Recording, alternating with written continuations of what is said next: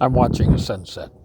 The interesting thing is that the Lord promised in the scriptures that if the sun, his covenant with the sun or the moon would ever fail, notice the term he uses, covenant. I believe that's what the scripture says. I couldn't find it, but it's in Ezekiel, I believe. I just haven't been able to find it. Anyways, if his covenant with the sun and the moon would ever cease, and the moon should be rising behind me here directly, and it's a lunatic moon tonight. We're going to have a wonderful evening. But he said if that covenant with the sun and the moon should ever cease, then his covenant with the children of Israel, his children, would also cease. So I don't know if you've noticed, but the sun and the moon are still coming up. So that covenant hasn't ceased yet, would be my observation. Of course, I'm Captain Obvious, right? Anyways, so in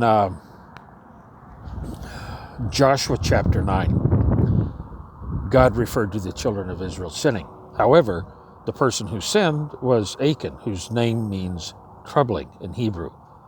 I mean, that's like calling your kid Hitler or Stalin or Mousy Dung. So they called his name troubling. And sure enough, he lived up to his name. He got stoned after a while. Never spoken that again. Anyways, he got stoned for what he did. So Israel broke covenant with God, is what he said. Now, the interesting thing is that everybody understood. So if somebody takes up for Achan and says, well, he didn't know, there was consequences and he was going to die. No, that was very clearly laid out. And then when it came time to search for the culprit that had caused the death of 36 Israeli warriors, he didn't just fess up and say, oh, it was me, sorry, I didn't mean to do that. It was a bit bad of me, I know, naughty boy. He didn't. They had to go through the tribes, through the clans, through the families, and then finally get to him. And he says, oh, yeah, oh, sorry about that. What about the 36 warriors who died? The sons, the fathers, the brothers. There was no apology for them. So I guess they stoned him again.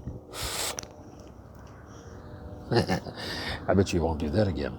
But the interesting thing about it was he considered that to be a broken covenant. And this is the interesting thing. He was like 1/2 millionth of the population.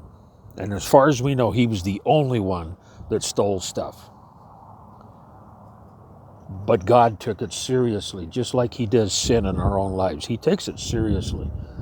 And he asks us to keep a clear record with him. And the reason being because he takes it very seriously. He takes our relationship with him very seriously. So as you go around excusing the different things that you do that are not honoring to God, think about it, that God is very zealous and jealous for the love of his people, come what may. Get her done.